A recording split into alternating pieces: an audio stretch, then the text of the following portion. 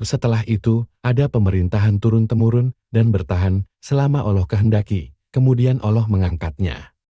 Setelah itu, ada penindasan yang pahit dan itu bertahan selama Allah kehendaki, kemudian Allah mengangkatnya. Setelah itu akan ada khilafah yang sesuai dengan jalan kenabian lalu Nabi terdiam. Musnad Ahmad bin Hanbal. Dajjal akan menyerang imam di Damaskus, dan Isa Yesus Al-Masih asli kemudian turun dan membunuh Dajjal Al-Masih palsu. Setelah Dajjal dibunuh, pada saat itulah yang terakhir dari Yajuj dan Majuj dilepas dan mereka melewati Laut Galilei berkata, dulu pernah ada air di sini. Yajuj dan Majuj akan mengejar Isa Al-Masih sampai ke gunung di Yerusalem dan Allah akan memerintahkan Isa alaihi salam menaiki gunung tersebut. Yajuj dan Majuj kemudian akan berseru dengan angkuh bahwa mereka telah membunuh orang-orang yang ada di bumi, lalu mereka akan membunuh orang-orang yang ada di langit. Mereka menembakkan anak panah mereka ke atas langit, dan Allah menjadikan anak panah mereka kembali kepada mereka dengan berlumuran darah. Kemudian, Isa Al-Masih akan berdoa agar Allah menghancurkan Yajuj dan Majuj, dan Allah akan menghancurkan mereka dengan serangga-serangga yang menyerang bagian belakang leher mereka. Saat Yajuj dan Majuj dibinasakan, tatanan dunia kulit putih yang berkuasa akan ambruk dan keajaiban ilmu pengetahuan dan teknologi dunia modern akan runtuh. Buku ini memperkirakan bahwa peristiwa tersebut akan terjadi tidak lebih dari 50 tahun lagi. Pada saat itulah, pasukan Muslim akan muncul dari Khorasan, kemudian menghadapi umat Yahudi pada pertempuran darat. Nabi Shallallahu Alaihi Wasallam menyatakan dalam sebuah hadits yang ada dalam Sahih Bukhari dan Sahih Muslim, bahwa umat Muslim akan memerangi umat Yahudi.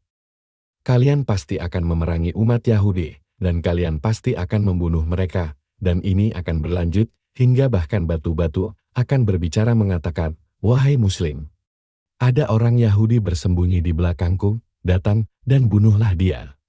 Sahih Bukhari.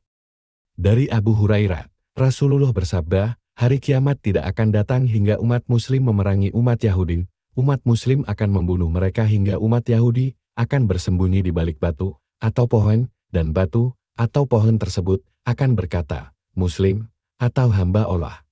Pada orang Yahudi di belakangku, datang dan bunuhlah dia. Tetapi pohon karkat tidak akan berkata seperti itu, karena itu adalah pohon umat Yahudi. Sahih Muslim. Sesungguhnya pada zaman ini, menentukan sarjana-sarjana Islam yang tidak mampu menyediakan petunjuk yang benar, adalah masalah yang sederhana. Mereka adalah sarjana-sarjana yang tidak akan pernah menyampaikan hadits di atas kepada publik. Takdir Yerusalem memberikan kepercayaan diri dan harapan besar kepada umat Muslim bahwa kebenaran akan menang melawan kebatilan dan penindasan.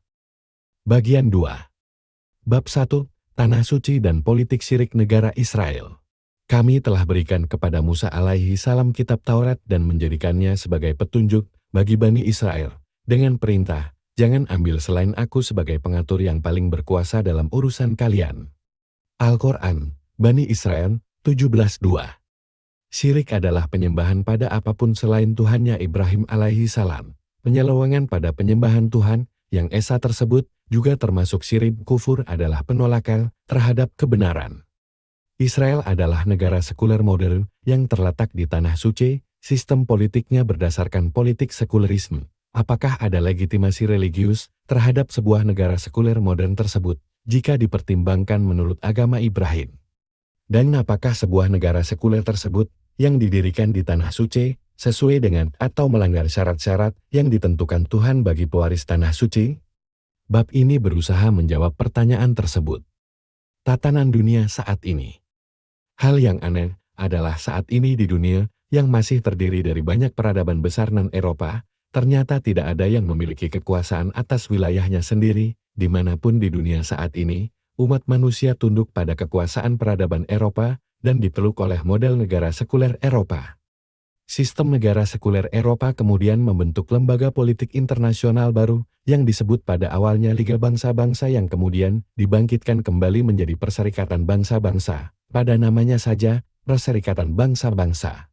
Tersimpan tujuan tatanan dunia baru yang diciptakan oleh bangsa Eropa untuk menyatukan dunia di bawah pengaruh politik dan kendali Eropa, sehingga pada akhirnya mereka dapat menguasai dunia. Pada saat buku ini ditulis, Eropa berdiri di akhir pencapaian keberhasilan dari strategi politik tersebut.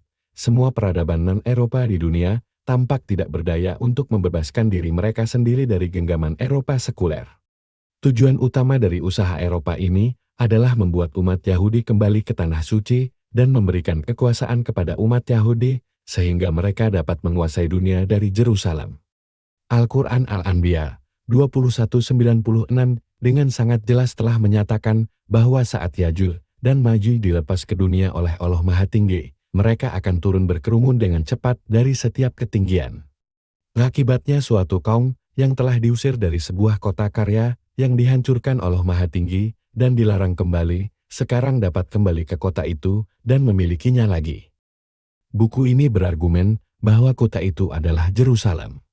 Saat Yajuj dan Majuj turun berkerumun dengan cepat dari setiap ketinggian, tidak mungkin bagi umat manusia lainnya dapat menentang mereka karena pernyataan Tuhan.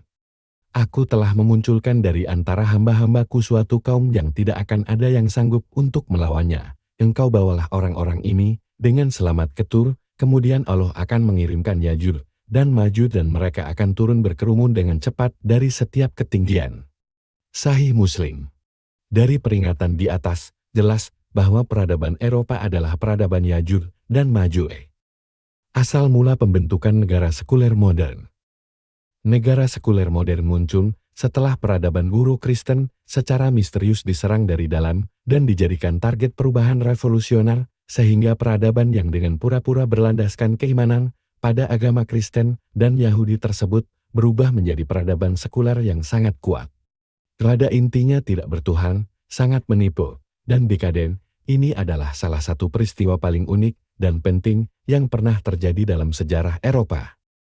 Ketidakbertuhanan negara-negara Eropa modern dengan jelas tampak pada paham materialisme yang mereka anut yang merupakan puncak logis dari adopsi epistemologi satu mata yang menuntut bahwa ilmu pengetahuan hanya didapat dari satu sumber, yakni observasi eksternal dan eksperimen mata yang lain.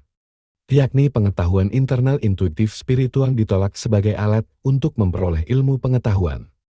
Negara sekuler modern muncul sebagai akibat dari penggunaan paham ketidakbertuhanan Eropa baru dalam filosofi dan teori politik. Negara sekuler pernah muncul sebelumnya dalam sejarah.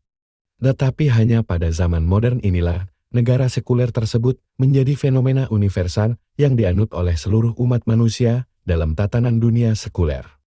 Dan zaman modern muncul sebagai akibat dari revolusi Eropa tersebut, yang memeluk seluruh umat manusia dalam pelukan sekuler tidak bertuhannya, dan selanjutnya mengubah seluruh umat manusia ke dalam tatanan dunia yang satu, global, tidak bertuhan, sekuler, dan dekaden.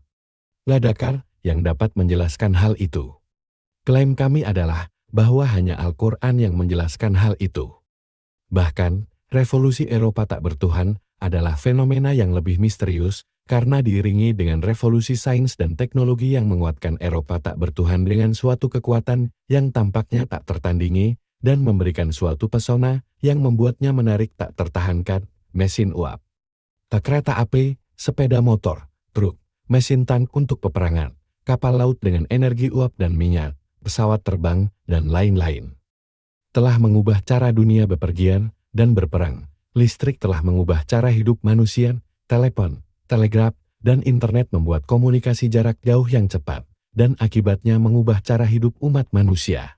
Dan sebuah revolusi feminis memberikan kebebasan kepada kaum wanita untuk memegang peran fungsional kaum lelaki dalam kehidupan sosial dan menolak perbedaan fungsional yang ditentukan dan ditakdirkan Allah Maha Tinggi. Al-Quran, Al-Lail 92:4. Hal itu justru digembar-gemborkan sebagai pembebasan kaum wanita. Semua itu menghasilkan perubahan yang sangat signifikan dalam cara hidup manusia. Eropa baru mengatur serangan godaan kepada umat manusia dengan daya tarik berdasarkan insting kerakusan dan hawa nafsu. Revolusi seksual berjanji untuk membuat kenikmatan seks yang alami maupun tidak alami dengan siap dan bebas tersedia bagaikan sinar matahari. Pernikahan semakin dianggap sebagai suatu yang berlebihan, dan umat manusia dapat memilih untuk hidup bersama dengan pasangannya tanpa ikatan pernikahan, namun tetap dianggap sebagai pelopor cara hidup modern yang dihormati. Homoseksual dan lesbianisme dibela sebagai seksualitas alternatif dan menjadi begitu diterima dalam kesadaran masyarakat populer, sehingga seorang pendeta, atau rabi homo atau lesbi dapat menuntut kehormatan, dan tetap menjalankan fungsi sebagai seorang pendeta, atau rabi, bahkan. Istilah homoseks diganti, untuk menghilangkan kejijikan sosial yang terkait dengan seks yang tidak alami. Homoseks diganti dengan kata gay, publik yang tidak curiga, menerima perubahan istilah, yang tampak tidak bersalah tersebut. Revolusi konsumerisme memberi manusia hasrat yang tak pernah terpuaskan, untuk mendapatkan barang-barang baru, yang memesonakan mata, lagi dan lagi. Eropa baru yang tak bertuhan selanjutnya menggunakan kekuatannya untuk menaklukkan bagian dunia lainnya, dan menjadikannya koloni, kemudian menggunakan glamornya untuk menggoda seluruh umat manusia, agar meniru cara hidup Eropa yang tidak bertuhan, dekaden, dan budaya baru konsumerisme. Revolusi Eropa yang tidak bertuhan membawa perubahan politik dengan revolusi Amerika, Prancis, dan Bolshevik pada tahun 1776, tahun 1787, sampai tahun 1800, dan tahun 1917. Perubahan ekonomi adalah munculnya sistem ekonomi berbasis riba, dan berhasil dicapai melalui revolusi Protestan. Dan perubahan kultural adalah munculnya revolusi feminis dengan perjuangannya untuk kebebasan kaum wanita, tetapi tidak ada dari revolusi-revolusi ini yang dapat terjadi tanpa didukung oleh revolusi sains dan teknologi. Syirik dan kufur dalam negara sekuler modern. Pada akhir dari revolusi peradaban buruk Kristen tersebut, yang sebelumnya hidup berlandaskan keimanan pada Tuhan, dan supremasi, dan kedaulatannya, menjadi tidak lagi mengakui kedaulatan Tuhannya Ibrahim alaihi salam, kekuasaannya, dan hukumnya tidak menjadi yang tertinggi. Negara sekuler modern sekarang diakui sebagai yang berdaulat, dan itu adalah syirik. Kekuasaan dan hukum negara sekuler modern sekarang diakui sebagai yang tertinggi, dan itu adalah syirik. Negara memiliki kekuasaan untuk menyatakan halal melegalkan dan mengizinkan hal-hal yang Tuhannya Ibrahim alaihi salam telah menyatakannya haram ilegal dan terlarang, dan itu adalah syirik. Syirik adalah perbuatan dosa yang sangat besar. Sesungguhnya syirik adalah dosa terbesar dari semua dosa. Syirik adalah satu perbuatan dosa yang Tuhannya Ibrahim, Maha Tinggi, menyatakan bahwa Dia tidak akan mengampuninya.